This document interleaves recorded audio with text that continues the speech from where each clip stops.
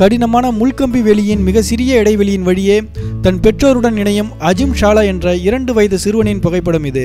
கொசோவோவில் ஏற்பட்ட யுத்தத்தினால் பாதிக்கப்பட்டு வாழ வழி தேடி அல்பேனியாவில் உள்ள குக்ஸ் முகாமிற்கு அகதிகளாக சென்ற 1000க்கும் மேற்பட்டவர்களின் துயரத்தை உணர்த்திய புகைப்படம் இது. கரோல் குசி என்ற பெண் புகைப்பட கலைஞரால் எடுக்கப்பட்ட இந்த புகைப்படம் 2000 ஆண்டிற்கான புலிட்சர் விருது பெற்றது. சாலை முழுவதும் துப்பாக்கி தோட்டாக்கள் சிதறி காணப்படும் இந்த அதிர வைக்கும் புகைப்படம் லிபரியாவின் தலைநகர் மான்ரோவியாவில் எடுக்கப்பட்டது. லிபரியாவின் உள்நாட்டு போரினால் மிகவும் கொடூரமாக பாதிக்கப்பட்டது தலைநகர் மான்ரோவியா தான். ஏனென்றால் இங்குதான் அரசின் பாதுகாப்பு படையினருக்கும் புரட்சியாளருக்கும் கடுமையான யுத்தம் நடைபெற்றது. 1976ஆம் ஆண்டு அக்டோபர் மாதம் 6ஆம் தேதி அன்று தாய்லாந்தில் உள்ள தம்மாசட் பல்கலைக்கழகத்தில் அரங்கேறிய படுபாதக படுகொலை சம்பவத்தின் போது எடுக்கப்பட்டதுதான் இந்த புகைப்படம். தாய்லாந்தின் சர்வாதிகாரியாக இருந்த தனம் கிட்டிகோச்சன் என்பவருக்கு எதிராக போராடிய மாணவர்கள் மற்றும் போராட்டக்காரர்களின் மீது கொலைவெறி தாக்குதல் நடத்தப்பட்டது. இந்த தாக்குதலில் மாணவர்கள் மற்றும் போராட்டக்காரர்கள் கொடூரமான முறையில் தாக்கப்பட்டும் சிதைக்கப்பட்டும் சுட்டுக் கொல்லப்பட்டும் தூக்கிலிடப்பட்டும் உயிருடன் எரிக்கப்பட்டும் கொல்லப்பட்டனர். 2008ஆம் ஆண்டில் ஹெய்தி தீவில் தன் கோர முகத்தை காட்டிய ஹன்னா என்ற புயலின் தாக்கத்திற்கு பின் எடுக்கப்பட்ட புகைப்படம் இது. சின்னாபின்னமாகி போன தங்கள் உடைமைகளில் எஞ்சிய ஒன்றை காத்துக்கொள்ள செல்லும் இந்த சிறுவனின் புகைப்படம் புயல் ஏற்படுத்தி சென்ற பேரழிவின் தாக்கத்தை வெளிக்காட்டியது. 1984ஆம் ஆண்டு டிசம்பர் 2ஆம் தேதி இரவு போபாலில் இயங்கி வந்த யூனியன் கார்பைடு இந்தியா லிமிடெட் என்ற பூச்சிக்கொல்லி மருந்து தயாரிக்கும் தொழிற்சாலையில் இருந்து வெளியேறிய மெத்தில் ஐசோசயனைட் என்ற கொடிய விஷவாயுவால் அப்பகுதியை சார்ந்த சுமார் 15,000க்கும் மேற்பட்டோர் மரணமடைந்தனர். மேலும் 5 லட்சத்திற்கும் அதிகமானோர் கடும் பாதிப்புக்குள்ளாகினர்.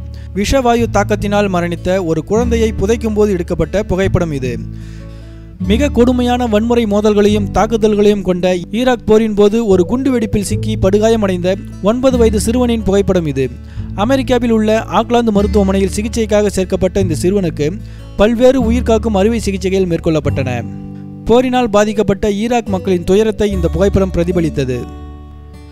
1985இல் கொலம்பியாவில் ஏற்பட்ட பெரும் எரிமலை வெடிப்பு ஏற்படுத்திய மாபெரும் மண் சரிவில் சிக்கிய சுமார் 25,000க்கும் மேற்பட்டோர் மரணமடைந்தனர். இந்த புகைப்படத்தில் இருக்கும் ஒமேரா சான்சஸ் என்ற இந்த பெண்ணும் மண் சரிவில் சிக்கிக் கொண்டார். உயிருக்கு போராடிய ஒமேரா 3 நாட்களுக்கு பிறகே மீட்கப்பட்டார். ஆனால் துரதிருஷ்டவசமாக கடுமையாக உடல்நலம் பாதிக்கப்பட்ட ஒமேரா மரணத்தை தழுவினார். ஒமேராவின் பரிதாப மரணம் மீட்பு குழுவினரின் மீட்பு நடவடிக்கைகளை துரிதப்படுத்தியது. ஒமேராவின் மரணத்திற்கு சில நிமிடங்களுக்கு முன் பிராங்க் கோரியர் என்பவரால் இந்த புகைப்படம் எடுக்கப்பட்டது. பிஞ்சு முகத்தில் பயம், அழுகை வெடிக்கும் நிலை, கைகளை தூக்கி என்னை ஒன்றும் செய்யாதீர்கள் என்று கெஞ்சும் முகபாவனை.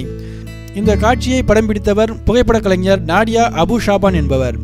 சிரியாவில் எப்போதும் குண்டு சத்தத்தையே கேட்டு பழகிய இக்குழந்தை படம் பிடிக்க கேமராவை சரி செய்த போது துப்பாக்கியால் சுடப்போகிறார் என்று மிரண்டு கைகளை உயர்த்தி நின்ற காட்சியை ட்விட்டரில் வெளியிட்டார்.